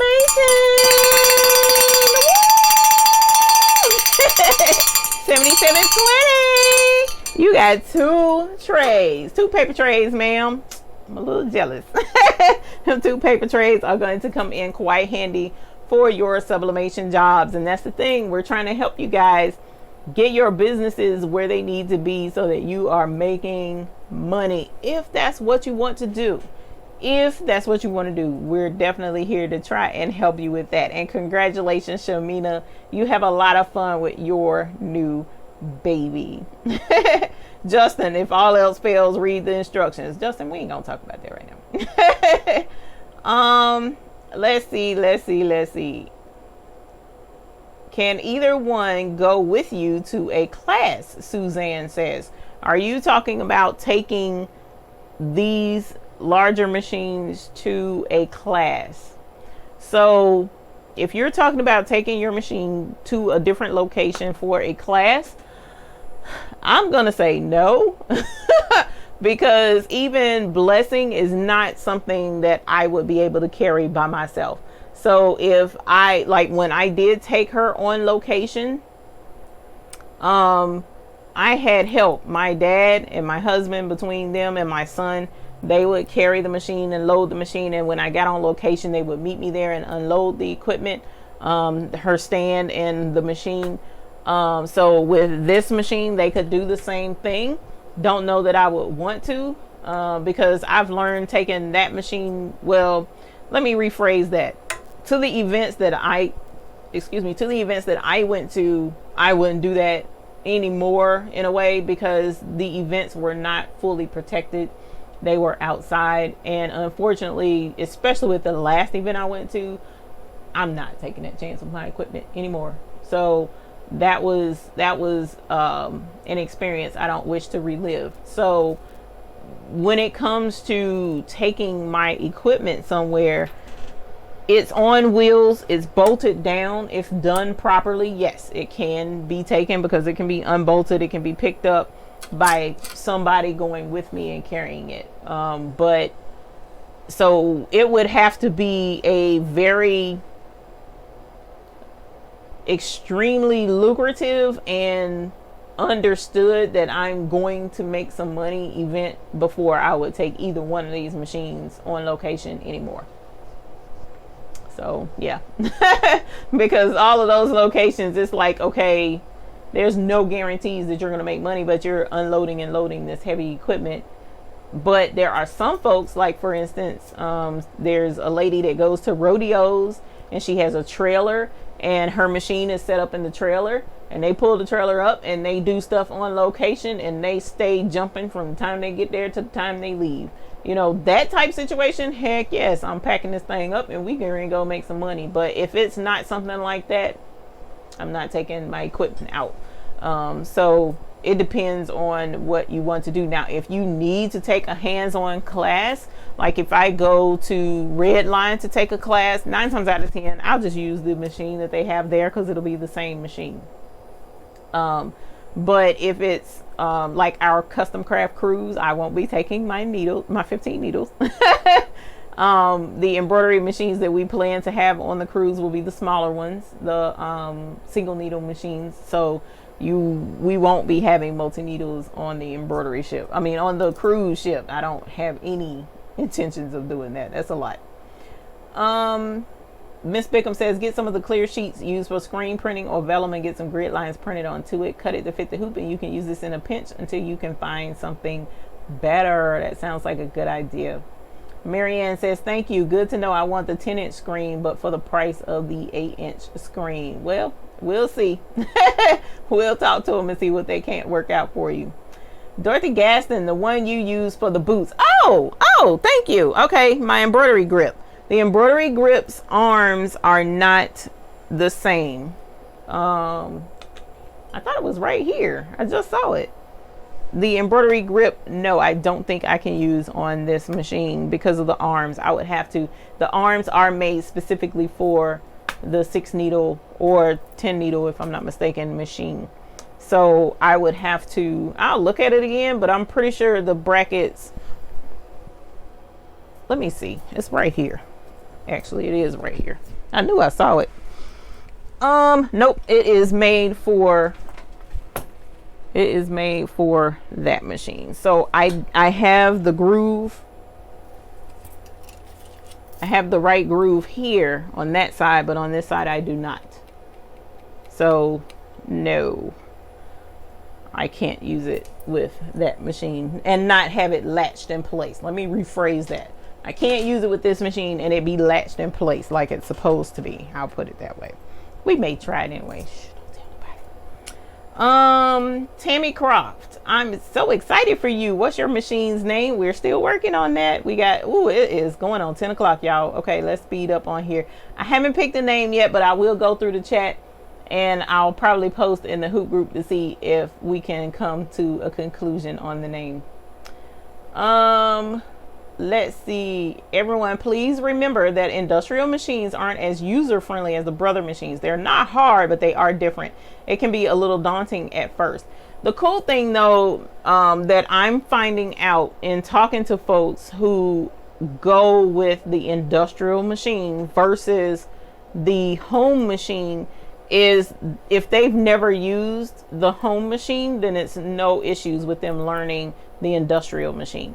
The only time it's a concern is when they've had experience using the home machine.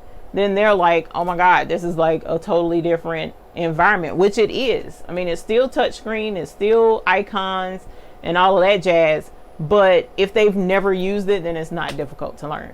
But the problem is deprogramming what you have learned on that and then programming this in is what makes the difference. But once you learn, it's you come to find out it's still the same thing. You're still loading designs. There's a couple of extra steps to load the design, but I understand the safety features behind that. So that's the difference with industrial, and the interface on those machines are more, I don't want to say friendly, that's the wrong word to use, but it's more user friendly, I guess, and that's not really the term I want to use. So, but if you've never used the home embroidery, then it won't be a big deal for you to learn the industrial. Have you ever used Stitch Artist? No, I have not, but I did meet the nice lady, Miss Linda, I believe was her name, with Embrilliance at a conference. She was awfully nice. I sat in one of her classes, and Stitch Artist is pretty decent software. So I can understand why somebody would want to go with that as well. Let's see. I use my Mighty Hoops for my brother and my SWF Smith. Debbie Kids said, yeah, the Mighty Hoops are everything. And Redline does sell them as well. Redline sells the Durkee Easy frames as well. So Leela mentioned she ordered the Durkee Easy frames for her MB4. Excited to get them in and able to embroider hard to reach items. Yes, for sure. And you want the Mighty Hoops too? They are awesome. I'm excited. They won't let us join the Facebook group if we don't own one yet. Didn't know that. So what I will suggest then is I'll let you know when the video is up on YouTube. Let's see. Always trace your design, Eve. Don't ask me how I know. Yeah, we've already been through that. There's a video on that too. There's a video on that too coming up. So yeah, I've learned that the hard way, which I did trace it first and still had to learn the hard way. Marianne, I ordered another WF7720 Epson, had refurb models available on Friday. Nice, nice. I'm starting to think about another one, but I don't have space. I'm running out of space here, y'all. I just can't do but so much in here. I'm surprised they didn't give you the grease for your machine. Do you think it was an oversight? No. That's been discussed in forums on the grease. My machines are different brands, and each came with a quart of machine oil and a pint or more of grease. So no, it did not. And we talked about that, and we'll be continuing to talk about that. Gina, I know we are talking about embroidery, but quick question. Do you have to run your sublimation printer every day? I do not. From what I understand, if you have the cartridges, not the continuous ink supply system, if you have just the refill, the little ink cartridges, you don't have to run it every day, versus the continuous ink supply system. The ink can dry up in the system, so you should be running that one every day. Even when I had that system, it was more like every other day, but you still should run them frequently, even with the cartridges, from what I understand. How about calling her grateful? Now I like that. I like that a lot, because I am very grateful for 15 needles, for larger embroidery field, and for being able to do structured caps. I am very grateful for that. So I think grateful is a good name. What do y'all think? You think grateful is okay? Let me know in the comments. You gotta says, don't know if Redline offers it, but we had 2 different sets of arms for the pantograph on an SWF I was able to use occasionally. Oh really? I don't know if they offer that or not. I'll check. Carol Coleman says, I like ruby red to red line, ruby red line. So either grateful or ruby. We'll have to figure that one out. Let's see. User friendly. Yeah, I don't know. Hey, Jaleel. Let's see. Good evening, Eve and everyone. Question: have you used the magnetic hoop for the PE 770? Did you like it? I used the magnetic hoop for the 4x4, and they're very similar. There aren't very many differences between the two. I absolutely love that little magnetic hoop, because it made my in the hoop projects pretty easy. I didn't have to worry about hooping or hoop burn. and stuff like that. That little magnetic hoop is pretty darn cool. So definitely encourage anyone to give that one a shot. Grateful for the name. Yes, I like grateful. Grateful is a sister to blessing. Grateful, grateful. Alrighty, y'all. Welcome, grateful. Yeah. So this is grateful. So Justin, we'll have to figure out where we can put grateful, maybe right here or something. But yes, so introducing Grateful to the Baby's Booty Studios, and it is now after 10 p.m. So you guys, I appreciate y'all joining me for 2 hours this evening, taking time out of your schedule. We got 100 and something in here. I'm super excited to have you all. So please be on the lookout for more embroidery videos. We are definitely going to be doing videos on our Grateful, Miss Grateful, the red line. Her 15 needles will be whirring and purring over the next few months, and we definitely will do a stitch out. I'll have a video uploaded of the very first stitch out. I'm sorry we didn't get to do that tonight. We were answering questions, and I actually didn't plan for that. I want to make sure we have a good design that we could do as a stitch out, but I'm gonna let you guys see my very first one, and we'll be doing projects with it for sure coming up. We also will be incorporating 4x4 embroidery machine design, so we're not kicking that to the curb in the least little bit. We're definitely wanting to make sure that anyone who wants to get into doing embroidery has the directions and the information that they need to be quite successful at what they do. We also still will be doing sublimation videos as time permits. As we go along, we have a whole box full of stuff that we're going to sublimate and do videos on, so really excited to kick some of those off. Again, I will be going on a week hiatus starting next Friday, this coming Friday the 1st through the 8th of November, and then November the 8th and the 9th I come back on the 8th.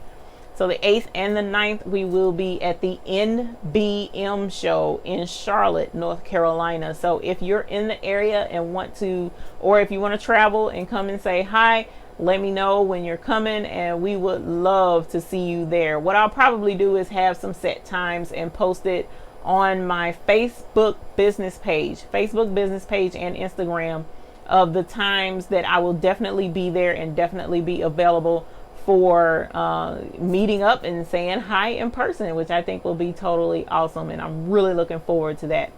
Also, for those of you interested in the custom craft cruise, please be on the lookout for that. We got contracts going out, and we definitely will be having ticket sales popping up on the 15th of November. So you'll start being able to purchase your tickets to your classes on the 15th or securing a place for your class. So thank you very much for joining us this evening. It was a pleasure as always. Thank you for introducing Grateful to the Baby's Booty Studio line. We definitely will have a lot of fun with her as time goes on, teaching you how to use an industrial machine in your business and how to incorporate all of the wonderfulness that it entails into your money-making strategies to make sure that you're efficient with running your embroidery business. So thank you again for joining me this evening. I am getting ready to go to bed. I'm tired, and I look forward to seeing you Friday and Saturday at the NBM show, or if not, maybe next Sunday on the 10th, maybe not. I don't know for sure, but I'll definitely let you guys know on the Facebook page and in the Hoop group if we do decide to go live on Sunday. So until the next time we see you all, we want you to have grateful we want you to have happy embroidering. Thank you very much for joining me this evening, and I look forward to seeing you next time. Bye. And it's gonna take me a minute to cut the camera off now that I think about it, because I'm way over here and my computer is way over there. So here, come ride with me. Scooch up. Scooch, scooch, scooch, scooch. Say bye to Grateful. Bye. Good night, Grateful, because she getting ready to go to bed, y'all. Y'all have a good night. Bye.